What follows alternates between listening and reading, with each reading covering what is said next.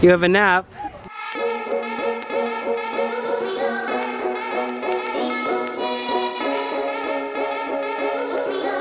Just woke up. The beds were actually surprisingly comfortable. Even though they were on the ground, it kind of felt like I was in a university dorm room again, and that brought back good memories. I'm gonna go grab some food. I'm starving. I'm told there's some really good pad Thai. No kidding, it's Bangkok. So I'm gonna go there. I always seem to eat like the most quintessential food in every place. In Bali, I was eating nasi goreng like every single day. And out here, I'll probably be eating pad Thai like every day. This is my thing.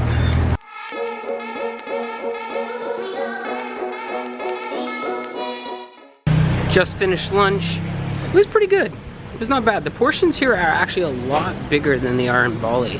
In Bali, I always had to pay for 2 meals, and I was usually paying about $3 to $4 per meal. So I ended up paying like $8 a meal.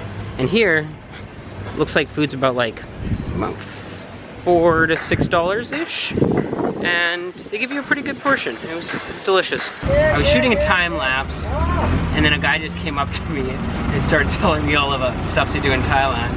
And now I'm in a tuk-tuk, and I'm going to be going to like 3 different places and to a Thai kickboxing like thing tonight.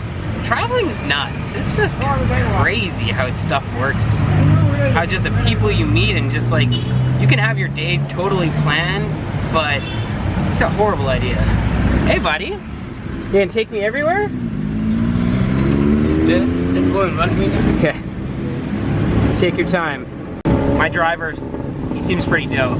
I like him. These tuk-tuks, they're cool little things. Oh, piece of advice. Only book the tuk-tuks that have the Thai flag on them. They're the government ones, so they can't screw you over. Or they can't screw you over too much. The ones without the Thai flags on the top, those are the sketchy ones. You don't want those ones.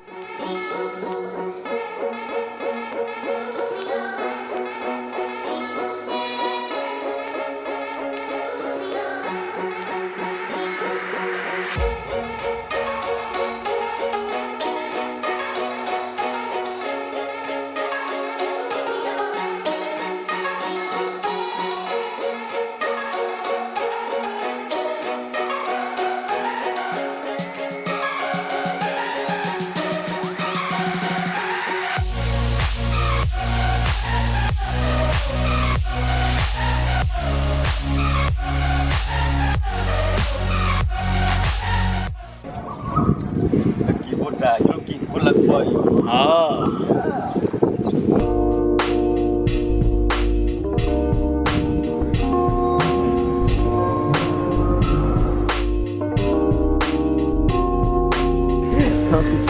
Thank you. Okay, it's quiet again. So, never mind. That temple was awesome. That's supposed to be a temple that most of the tourists don't go to. It's more of like a local type of temple, and it's the lucky one, they said.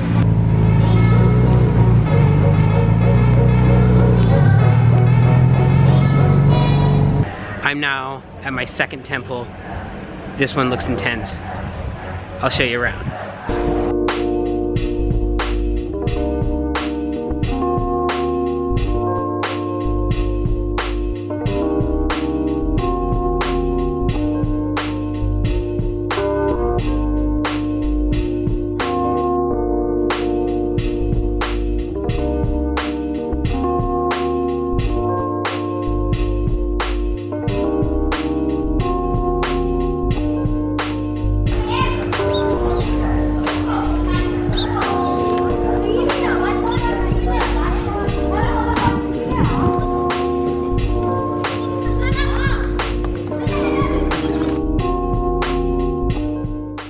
Freed some birds for good luck. I'll need all the good luck I can get on this trip. On to my last temple. I just left the tuk-tuk guy. He's literally been with me the entire day. Like, he's been my personal driver. And all I was supposed to pay him was 40 baht, which is literally like $1.50 Canadian. And I paid him 100 baht because he just was amazing, and he was so incredibly thankful for it. And that, like, I calculated how much 100 baht is. It's literally like $3.50 that this guy worked his ass off all day waiting on me for. Like, the people here are just incredible. Like, it's just insane how hard they work for like next to nothing. So make sure to tip them well, because they make like nothing compared to us, and they're so grateful for it.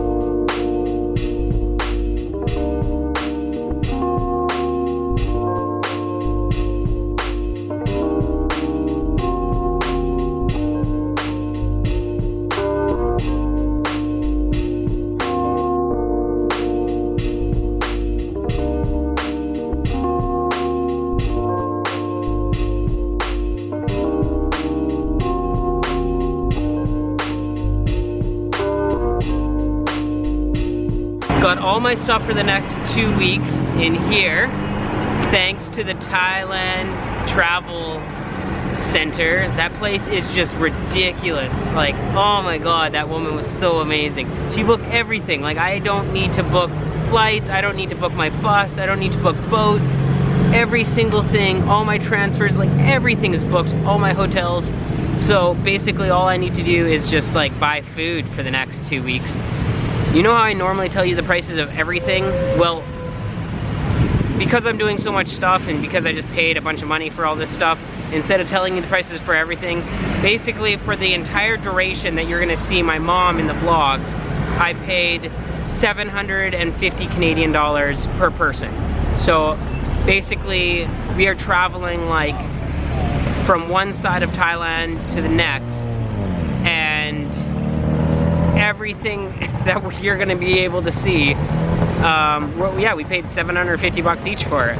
So then basically we just need to budget like, I don't know, under $20 a day for food, and you're basically set. So. All showered up now. It's amazing how much you appreciate hot showers. I only think I stayed in one place in Bali that had a hot shower, and in Bangkok the showers are super hot, the pressure is very, very good. Headed off to my very first ever boxing match, and I'm super psyched. Got ringside seats. I'm in a tuk-tuk right now, going there.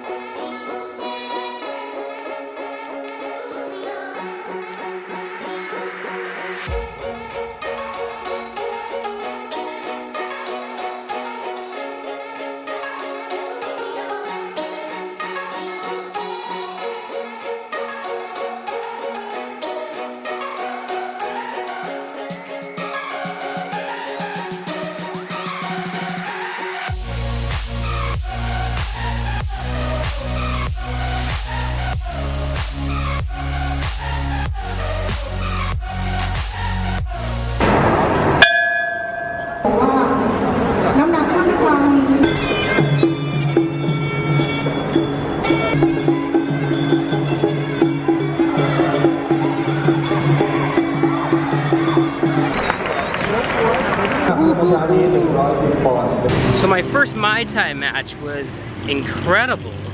It's just amazing how these kids weigh like 100 pounds and they can just kick the crap out of each other for 5 rounds.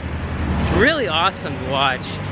I paid probably about $75 for that match, and it was 9 matches, and I got like basically front row seats, so it was well worth the money. Really, really cool experience.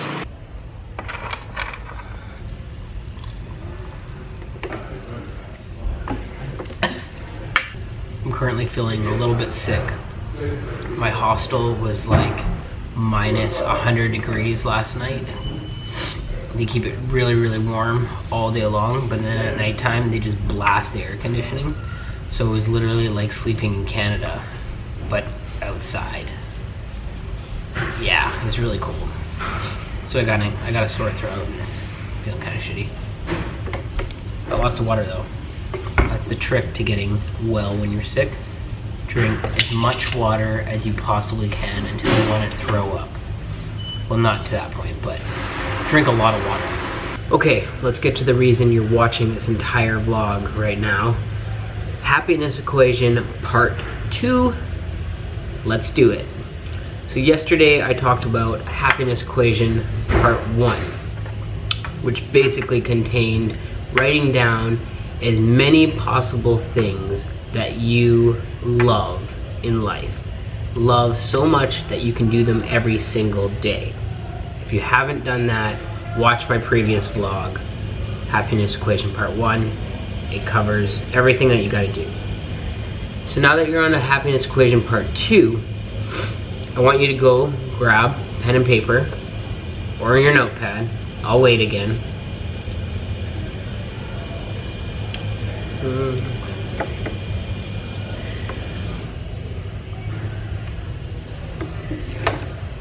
Okay, I'm done waiting. Happiness equation part 2. I now want you to write down everything you consider yourself an expert on. And I want you to be as specific as possible. So if you are a cashier, you can't just say, well, I am an expert at being a cashier. You need to be, I'm an expert at talking to people. I am an expert at sales. I am an expert at whatever. So whatever you consider yourself an expert on. And you might say, well, I'm not really an expert on anything. Well, whatever you consider yourself to be really good at, something that you can actually like talk to someone that is an expert on, whatever you're good at, and you can actually like hold a conversation with someone that would be an expert on what you think you're good at or you're an expert on. That was really confusing. I'm sorry. So I'll use myself as an example. I would consider myself an expert on property management. I would consider myself an expert on real estate investing. I would also consider myself an expert in marketing, but marketing is a very broad topic. So let's go with marketing automation, email marketing, and social. Now the thing is like I'm not so much of an expert that I can write a book on these things, but I can carry a conversation with someone that actually is an expert on these things. So do that exact same thing, but for yourself. That was just an example for me. Really try to be as specific as possible. I can't stress that enough. The more specific you are, the easier that this entire 3-step process is going to be for you to do. I'm going to get some sleep. I'm exhausted. I had a long day and I really want to get well. So I'm going to let you go. I love each and every single one of you guys. Stay focused, my friends.